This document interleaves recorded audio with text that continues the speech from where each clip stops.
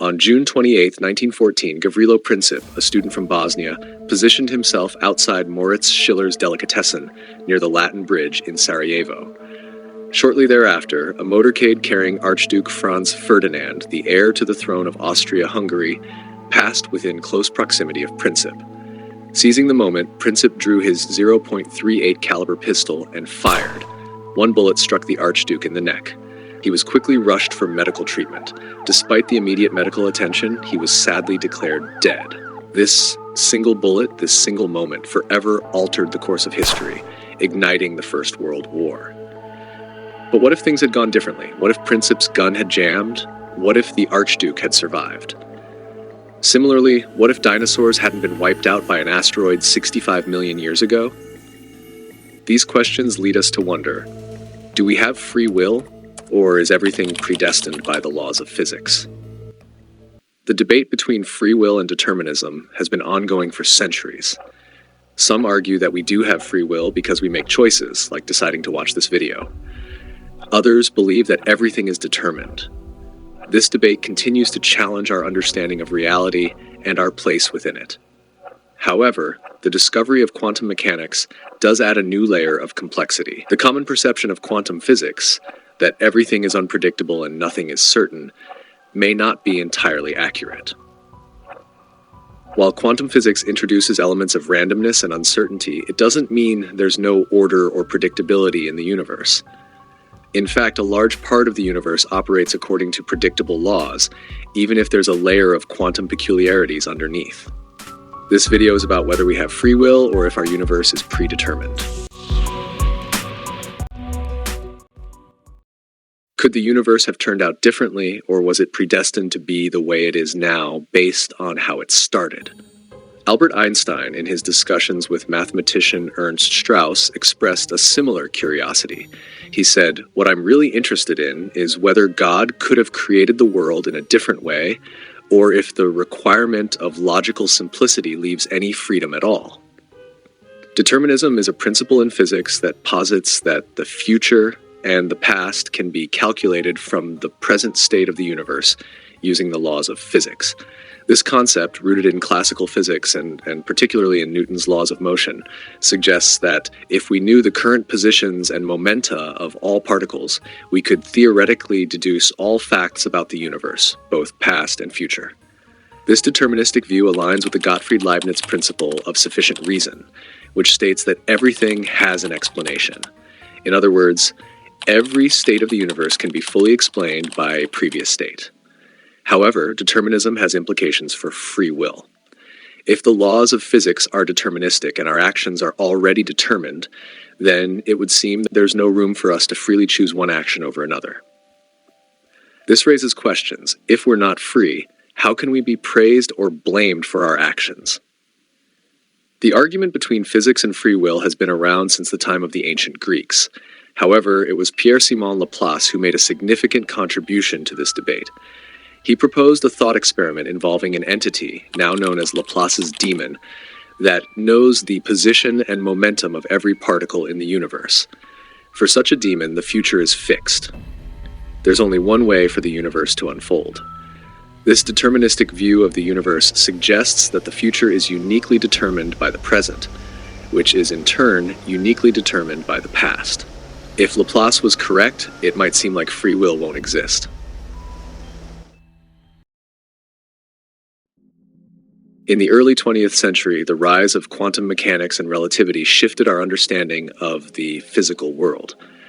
Quantum mechanics introduced a level of uncertainty that seemed to challenge the deterministic nature of classical physics. Unlike classical physics, it only provides probabilities of outcomes. This can be exemplified by the famous thought experiment proposed by Austrian physicist Erwin Schrödinger. Imagine having a cat in a box. In this box, there's also a tiny bit of poison that might be released at any moment. But until you open the box, you don't know whether the poison has been released or not. So you can't tell whether the cat is alive or dead. According to quantum mechanics, the cat is both alive and dead at the same time until you open the box. This phenomenon is due to quantum particles being able to exist in multiple states at once, a concept known as a superposition of states. The moment you open the box to check on the cat, it suddenly becomes either alive or dead. This process is known as collapsing the wave function. The act of observing forces the cat to choose one state. Quantum mechanics can only tell us how likely each state is, which seems to challenge the idea of determinism. However, the story doesn't end here. In the second half of the century, it became evident that the quantum universe could be more deterministic than a classical one. This notion is based on two main reasons. Firstly, from a technical perspective, Newton's laws, which govern the motion of objects in classical physics, allow for scenarios where the past doesn't necessarily determine the future. Newton's laws do not set an upper limit on how much an object can be accelerated, theoretically allowing a classical object to be accelerated to such an extent that it reaches spatial infinity in a finite amount of time. This concept challenges our usual understanding of space and time. Conversely, we encounter what are known as space invaders, objects that appear to come from spatial infinity with no causal connection to anything else in the universe, meaning they can't be predicted based on any of the universe's past states. This introduces an element of unpredictability in the classical universe. In reality, the issue of infinite acceleration is resolved by the universal speed limit, which is the speed of light, as introduced by Einstein's special theory of relativity. However, Einstein's relativity, which is a classical theory, is also troubled by infinities. The equations of general relativity lead to singularities of infinite curvature, most notably in black holes and at the Big Bang. Singularities pose a challenge to determinism. However, many physicists believe that a theory of quantum gravity could resolve these singularities. In such a theory, the singularity at the Big Bang could potentially be transformed into a big bounce, where the universe continues to evolve smoothly through what was previously a singularity. Secondly, in the quantum universe, things work differently.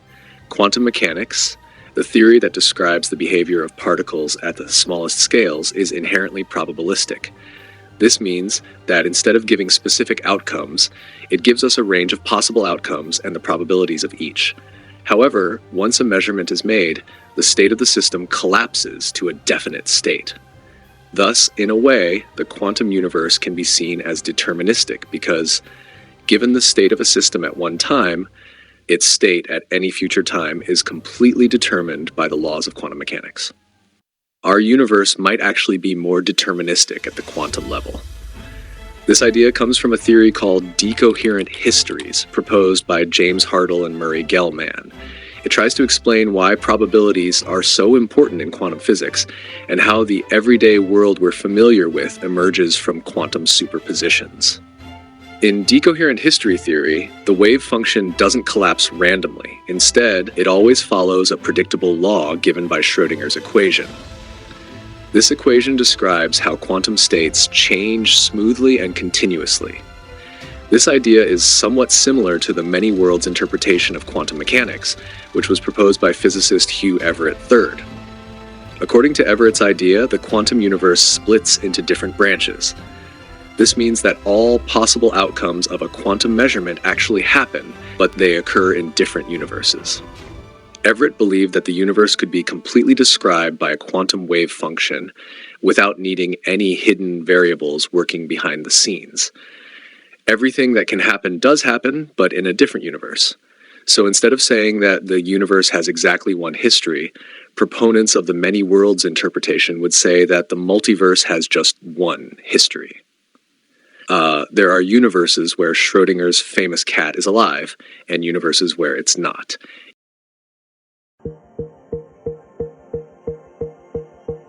In a classical universe, there are many ways to explain how everything started. It suggests numerous possible routes for how the universe could change over time. Classical theory provides conditional statements. If this occurs, then that must follow. However, this kind of theory doesn't tell us why the universe chooses to follow one specific route out of all the possible ones.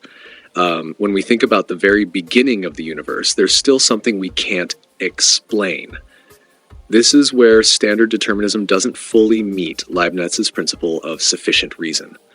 So there's still something missing in our understanding of the universe. This shortfall is not just philosophical. A complete theory of the universe should be able to predict what we observe, including its large-scale structure and the existence of galaxies and stars. However, the equations we have can't do this on their own. The phenomena that we observe in the universe depend heavily on the initial conditions. These conditions determine how the universe evolves over time. For example, slight differences in the initial distribution of matter could lead to significantly different large-scale structures in the universe. To make accurate predictions about the universe, we need to look at what we see around us. We use this information to determine the initial condition that might have given rise to such observations.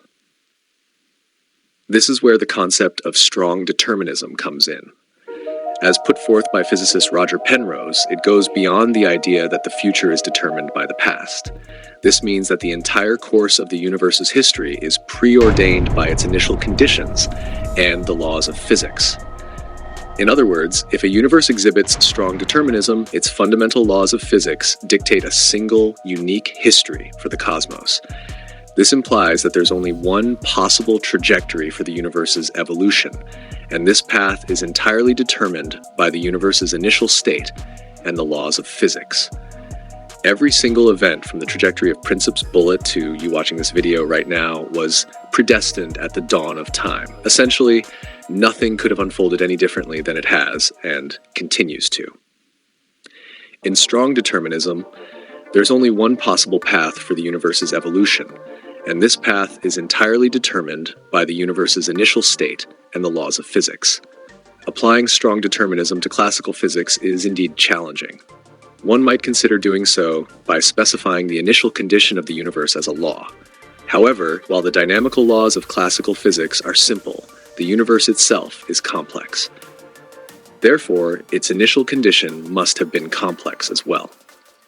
Describing the precise positions and momenta of all the particles involved requires so much information that any statement of the initial condition is too complex to be a law. This is because classical physics assumes that if we cannot obtain the same path in different runs, it is only because, in practice, we were not able to set precisely the same initial conditions. James Hartle suggested that quantum mechanics could solve this complexity problem. A quantum object's wave function is spread out across many classical states. For instance, in the famous thought experiment involving Schrödinger's cat, the cat's state is a superposition of alive and dead states until observed. You could propose a simple initial condition that includes all the complexities as emergent structures in the quantum superposition of these states. All the observed complexities can be regarded as partial descriptions of a simple fundamental reality, the universe's wave function. As an analogy, consider a perfect sphere. It can be cut into many chunks with complicated shapes, yet they can be put back together to form a simple sphere.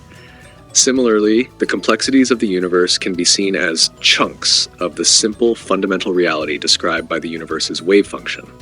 Other research offers an alternative method for implementing strong determinism, exploring the fundamental principles and interpretations of quantum mechanics. Some researchers have proposed that the quantum states of closed systems, including the universe, need not be limited to wave functions. Instead, these states can come from a broader category, the space of density matrices. A density matrix is a more general mathematical object that can be used to describe a quantum system. It represents both pure states, which can be described by a wave function, and mixed states, which are statistical mixtures of different pure states. This can be thought of as superpositions of superpositions, where a superposition is a combination of states we might ordinarily describe separately. From past hypotheses, we can postulate that the universe started in a low entropy state. Entropy is a measure of disorder or randomness. The second law of thermodynamics states that the entropy of an isolated system never decreases. It either remains constant or increases. This suggests that the universe began in a highly ordered state and has been becoming more disordered ever since.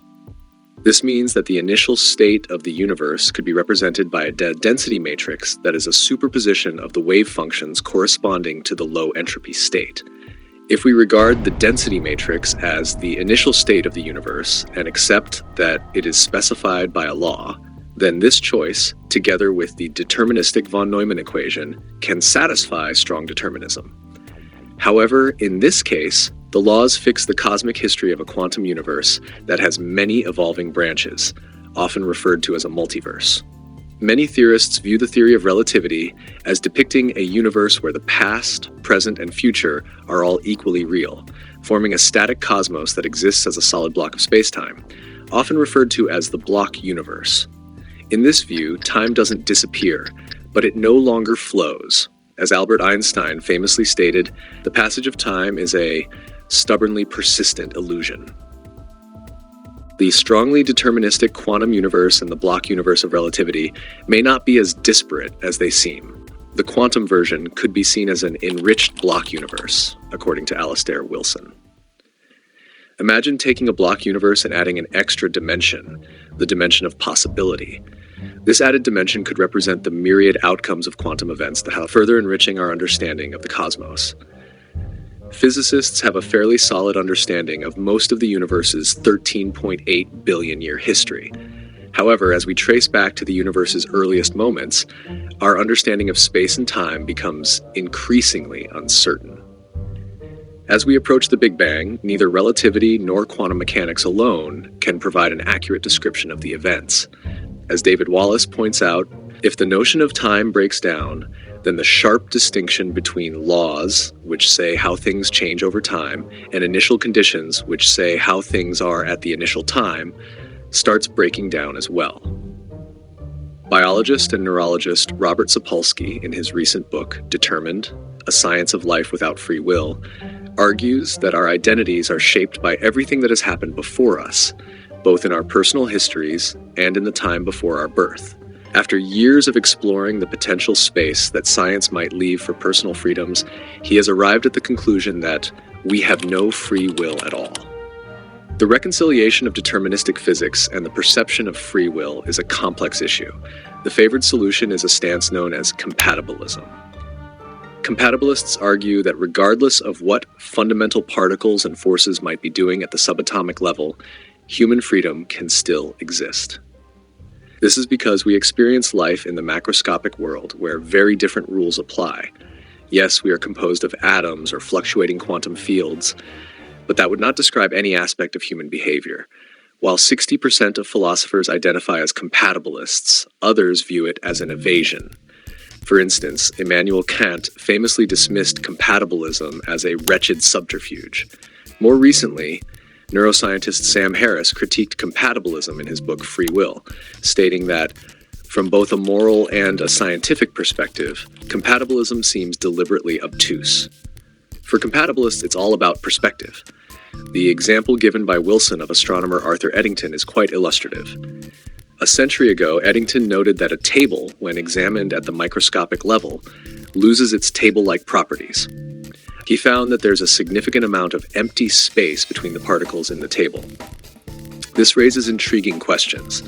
Does this mean the table isn't solid, or does it mean that our understanding of solidity needs to be redefined?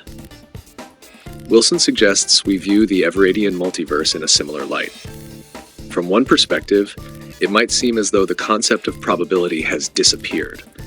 However, from another perspective, we could argue that probabilities still exist. They're just different from what we initially thought. For staunch compatibilists, the question of free will isn't contingent on what physics tells us about atoms, forces, quantum fields, or any other microscopic phenomena. Strong determinism is no more disconcerting to them than regular determinism. As Emily Adlam says, there are two distinct levels of description. On one level, individuals are the source of their decisions. On a different physical level, the distant past and the laws of physics are the sources of their decisions. If these two levels of description are kept separate, as they should be, then the issue of free will doesn't pose a problem. So, how deterministic is the universe? The answer to whether everything in the universe is predetermined or not depends on a theory we're still trying to figure out. This theory, often called the theory of everything, is supposed to explain all the basic forces that make things work in the universe. But we're still a long way from figuring it out completely. Even though we have a long way to go before fully understanding the universe, we will continue on this journey. Each step we take brings us closer to new knowledge and insights. As Carl Sagan once said, somewhere, something incredible is waiting to be known.